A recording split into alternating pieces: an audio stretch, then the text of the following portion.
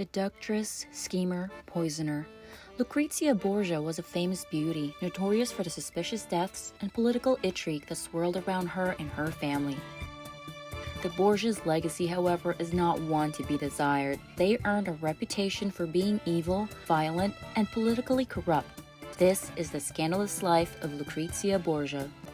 Born on April 18, 1480, to Cardinal Rodrigo Borgia, who eventually becomes known as Pope Alexander VI, and his mistress, Benozza Cattanei, who was also the mother of Lucrezia's two older brothers, Cesare and Giovanni.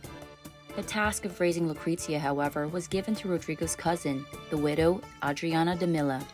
Lucrezia was slender with light blue-green eyes and golden hair, which she later bleached to maintain its goldenness. Even at a young age, it was said that her allure and grace captivated anyone who would lay eyes on her.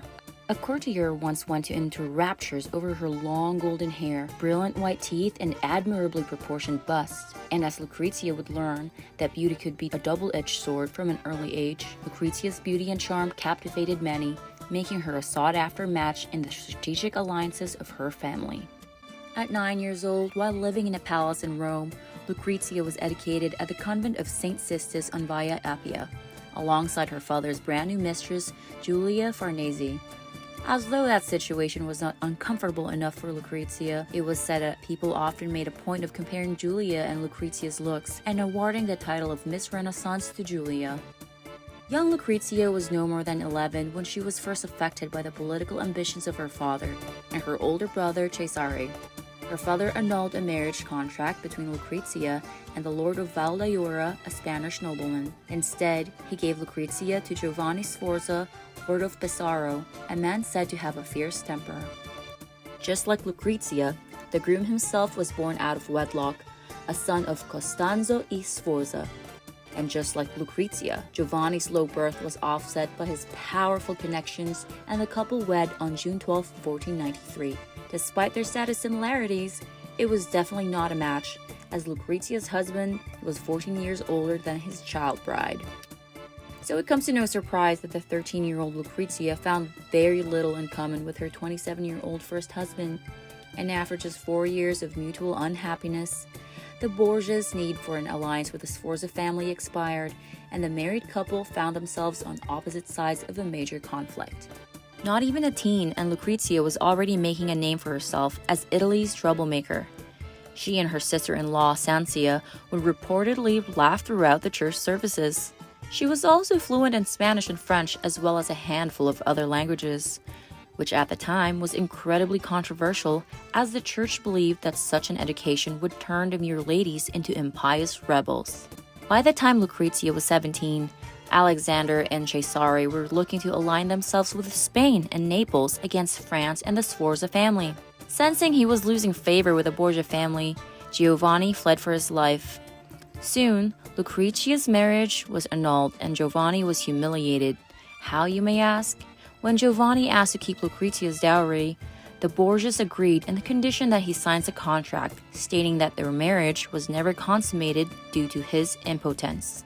After her marriage ended, Lucrezia headed to a convent to escape the controversies, but her hasty retreat only fueled more rumors, and Rome was abuzz with Lucrezia's mysterious trip to the San Sisto nunnery. But in 1498, not long after her annulment was finalized, Lucrezia was said to be with child, and around that time, a mysterious baby soon entered the Borgia family. Rumors swirled throughout Italy as to who the father was, and it was said to be between her ex-husband Sforza, her own brother Cesare, or even her own father. Given that the Italian nobles alleged Lucrezia of having an adulterous affair with her father's chamberlain, Pirotto Calderone, it was suspicious that his body was found in the Tiber River, along with a chambermaid that many believed the Borgias had killed in order to tie up loose ends. Lucrezia didn't waste time being single. Following the annulment, Lucrezia married Alfonso of Aragon, Duke of Bisceglie, the illegitimate son of the King of Naples. Alfonso of Aragon was reputed to be a handsome youth with fine manners, and by all evidence, Lucrezia truly loved him. But only a year later, political changes were once again stirring. Alexander and Cesare now looked to align with France, and Lucrezia's marriage to Alfonso stood in the way. Lucrezia would spoil her father and brothers plotting against him for quite some time, and they welcomed their first and only child, a son named Rodrigo, in 1499.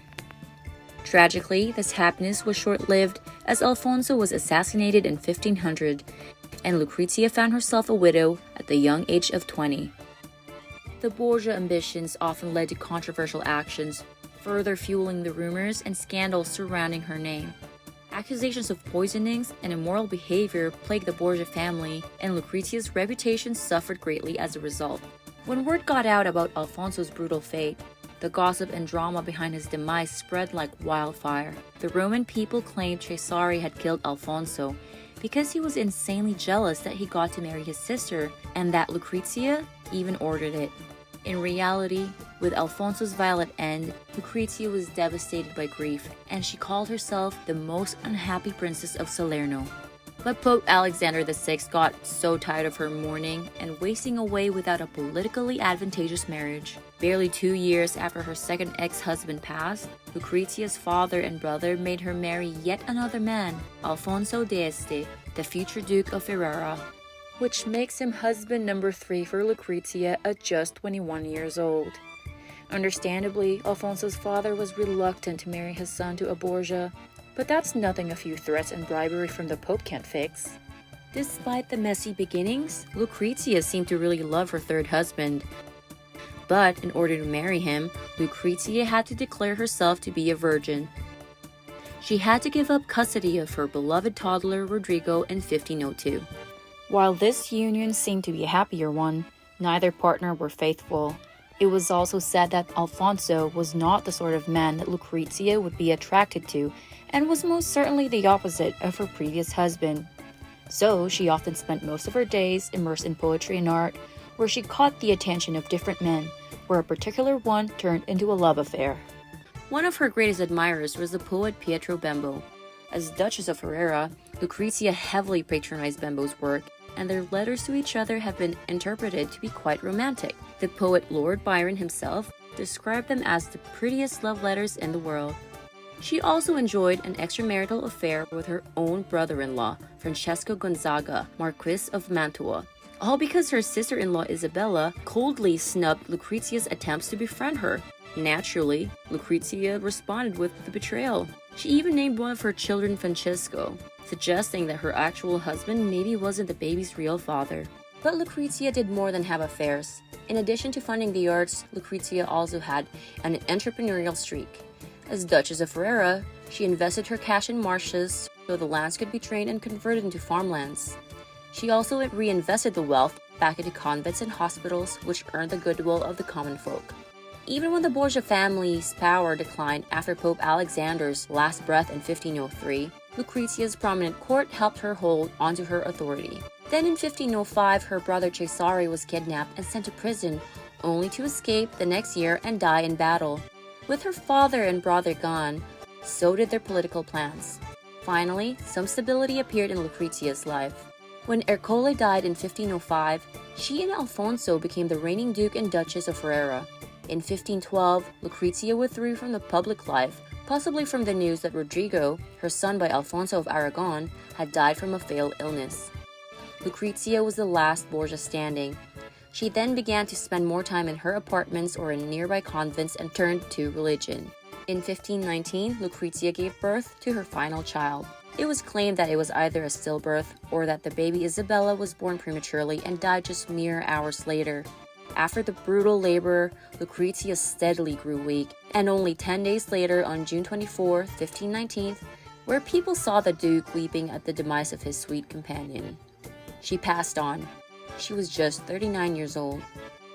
Her death remains somewhat mysterious, and the cause of her untimely demise is still debated by historians.